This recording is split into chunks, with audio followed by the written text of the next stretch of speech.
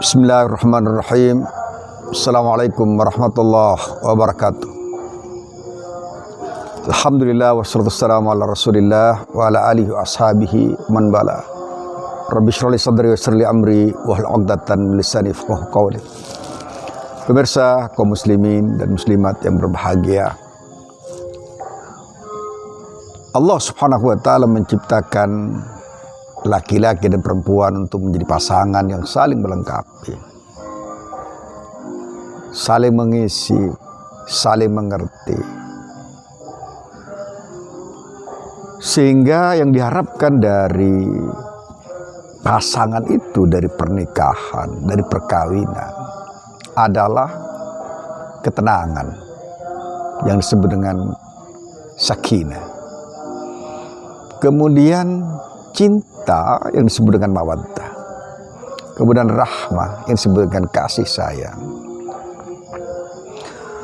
Maka bisa dipastikan bahwa bangunan keluarga diharapkan menjadi sebuah bangunan yang kokoh dan tidak retak. Bahkan bangunan itu harus utuh untuk jangka waktu yang panjang, bahkan disebutkan sampai akhir hayat. Pernikahan yang di dalamnya ada sakinah, ada ketenangan, mawaddah, ada cinta dan mahabbah, serta rahmah dan kasih sayang itu bisa terbangun dan berdiri kokoh apabila pasangan dari suami istri itu tidak ada yang menyukai dan mencederai, tidak ada yang menyakiti dan tidak ada yang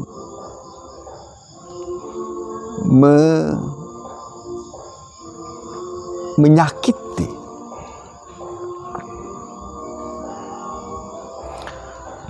Sebuah keluarga yang sakinah, mawaddah, warahmah pasti tidak ada di dalamnya KDRT.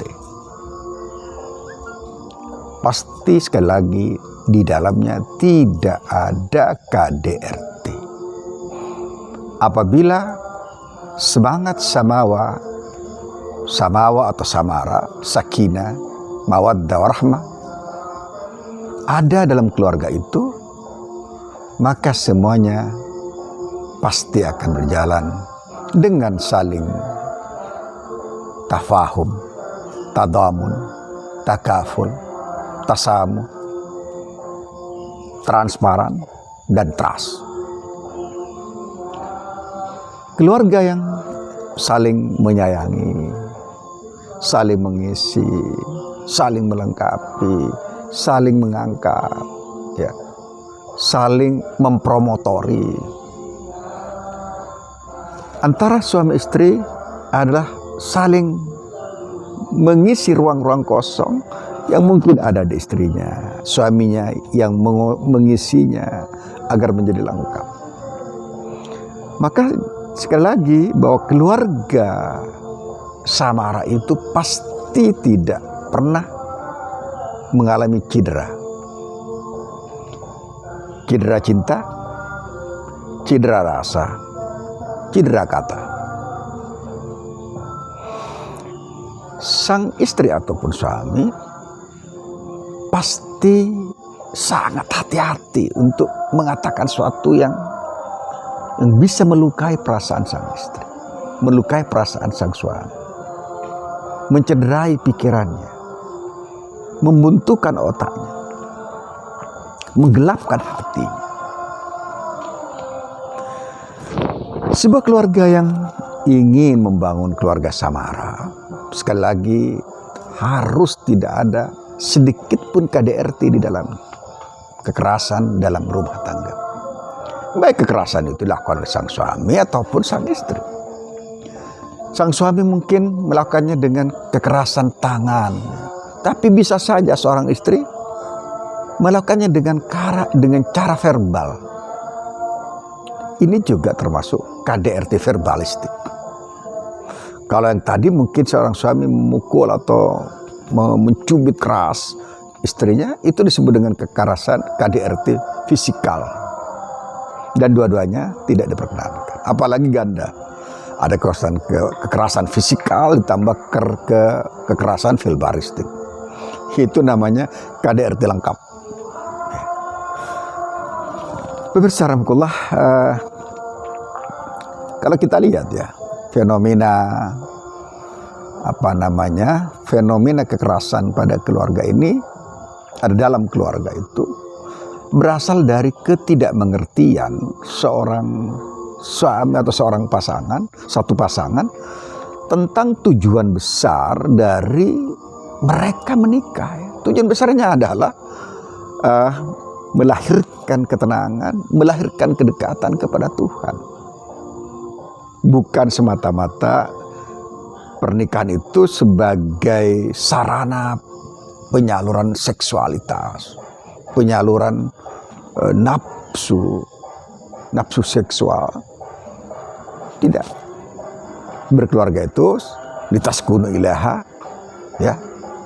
Wa yakun fi al-mawaddah wal-rahmah wal-mahabbah wal-ra'fah wal-hub wal-syauq, dan kata-kata lain yang menggambarkan bahwa ritme cinta, kasih, ketenangan itu harus hadir dan merefleksi dalam kehidupan sebuah keluarga.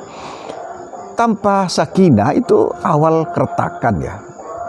Maka tidak boleh misalnya seorang orang tua maksa anaknya untuk nikah dengan seseorang yang dia sendiri tidak mencintainya.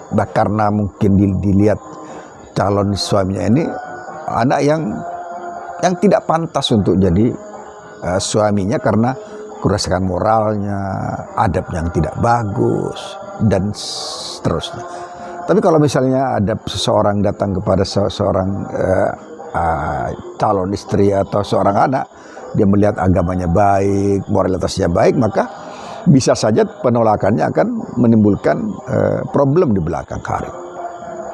Nah, apakah seorang suami menjadi dominan dalam keluarga? Saya cenderung tidak mengatakan seperti itu. Sebab mana qawama itu dia pemberi guidance ya, pemberi arahan di keluarga. Yang berarti dia harus bertanggung jawab terhadap kelangsungan keluarga itu, kebaikan mereka, keberlangsungan keluarga dengan baik. Itu namanya qawamah ya. Qawamah itu seseorang yang mengendalikan atau mengarahkan dengan arahan sebaik-baiknya. Bukan dia penguasa rumah tangga itu. Bukan penguasa, karena dalam keluarga itu tidak ada yang berkuasa. Tapi yang menjadi nahkoda dari keluarga itu adalah seorang suami. Tapi kemudian nahkoda ini harus nahkoda yang adil, nahkoda yang bermartabat, nahkoda yang bermuru'ah, nahkoda yang bermarwah. Sehingga apa yang disebut dengan sakinah, mawaddah, warahmah itu lahir dan hadir di tengah-tengah mereka.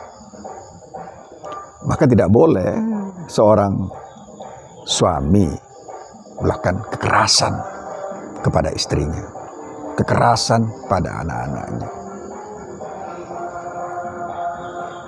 Ada beberapa hadis Rasulullah SAW yang menggambarkan dan memberikan arahan agar tidak ada kekerasan dalam rumah tangga. Misalnya sabda Rasulullah SAW, la yafruk mu'minun mu'minatan in kariha minha khuluqan radiya minha akhar. Dalam hadis Muslim radhiyallahu anhu. Janganlah seorang mukmin, seorang suami maksudnya, merendahkan, marah, mencaci seorang mukminah, istrinya tentu saja, inkariha minha khuluqan, tatkala dia mungkin tidak suka pada satu perkara yang dimiliki oleh istrinya, satu akhlak yang dimiliki oleh istrinya, radhiya minha akhar, masih banyak yang baik-baik dari sang istri. Maka fokus seorang suami yang baik tidak pada kelemahan yang mungkin dimiliki oleh istrinya. Dia harus menutupi itu dan mengarahkan, mengajarkan, memberi petunjuk, mencerahkan, memberikan pemahaman, memberikan pengertian.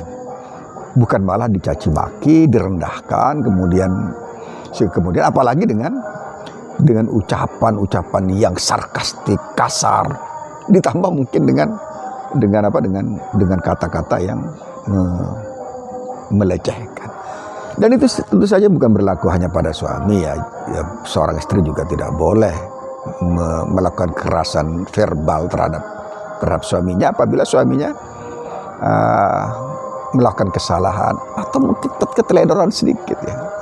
Maka dia ada satu konsep disebut dengan konsep tasamu, saling memberikan pemaafan tatkala sang suami melakukan kesalahan dalam batas-batas tertentu ya. Termasuk juga sang istri bila melakukan batas-batas tertentu yang tidak melampaui kewajaran, melampaui batas-batas akhlak, batas-batas syariah, batas-batas kebenaran. Nah, sama dengan juga seorang istri. Kalau ada suami salah sedikit, ya diarahkan, dibenarkan ya. Nah, apalagi seorang suami harus lebih mengerti bahwa seorang istri kadang-kadang lebih emosional, kadang-kadang lebih menuruti rasa dan seterusnya. Kemudian bagaimana hadis Rasulullah SAW juga menggambarkan kepada kita semua tentang siapa sebenarnya orang yang paling baik itu. Rasulullah bersabda dalam hadis Tirmidzi, khiyarukum linisaihim. Orang yang paling baik di antara kalian adalah orang yang paling baik terhadap istri-istrinya, terhadap istrinya. Ya. Yang paling baik terhadap istri tentu saja dia tidak pernah melakukan kekerasan, KDRT, verbal atau fisik, ucapan atau tangan. Sebab yang melakukan tindakan kekerasan verbal atau fisik itu tidak mungkin disebut khiyar. Ya. Tidak mungkin disebut khiyar. Kemudian dalam sabdanya yang lain, Rasulullah SAW bersabda juga dalam hadis Tirmidzi mengatakan khairukum li ahlihi. Sebaik-baik orang di antara kalian ada orang paling baik terhadap istrinya. Wa ana khairukum li ahli. Saya, kata Rasul, adalah orang yang terbaik pada keluarganya. Nah, ini menggambarkan bagaimana Rasulullah SAW memberikan tekanan-tekanan yang sangat luar biasa, penekanan yang luar biasa tentang makna keberlangsungan, makna kedekatan antara suami dan istri. Dalam satu hadis disebutkan juga bahwa innaman nisa'u syaqaiqur rijal. Sesungguhnya wanita itu adalah partner, adalah saudara dalam syaqaiq, saudara kandung seorang laki-laki. Saudara kandung artinya seseorang yang menjadi partner dalam kehidupannya, bukan subordinasi. Maka tugas seorang suami adalah menjadikan sang istri baik, mengarahkan mereka, bukan memukuli mereka. Ya, bukan memukuli mereka. Dan memukul itu bukan jalan keluar. Karena ini malah bukan jalan keluar, malah menjadikan pasangan suami istri menjadi berantakan, menjadi hancur. Beri pengertian, kasih kelembutan. Kata Rasulullah SAW disebutkan, hati-hati kata Rasul dengan kaca-kaca yang rentan ini, yakni para wanita. Artinya kita harus senantiasa berlaku lembut kepada istri kita, karena sekali pecah kaca-kaca ini atau gelas-gelas kaca ini akan sulit dikembalikannya, akan sulit untuk menjadi rapi kembali, menjadi utuh kembali. Dalam sebuah hadis juga disebutkan bahwa karena wanita ini memiliki kelembutan, maka jangan sampai kita untuk meluruskannya, jangan sampai sekali luruskan karena akan patah. Tapi jangan juga kita biarkan sehingga kemudian bengkok secara terus menerus. Pemirsa rahimakumullah, KDRT pasti tidak kita sepakati, dan Islam melarang itu. Islam mengatakan kepada kalangan laki-laki dalam Al-Quran, wa asyuruhunna bil ma'ruf, dan pergauli mereka, perlakukan mereka ke wanita-wanitamu itu, istri-istri kalian itu dengan sebaik-baiknya, bil ma'ruf, dengan sebaik-baiknya. KDRT adalah tindakan yang mencederai kekokohan sebuah bangunan keluarga dan menjatuhkan rumah tangga kita, dan melukai keindahan keluarga kita, mencemari tembok-tembok rumah-rumah kita. KDRT kita katakan no, dan samara kita katakan yes. No for KDRT, and yes for samara. Sakinah, mawaddah, warahmah. Assalamualaikum warahmatullahi wabarakatuh.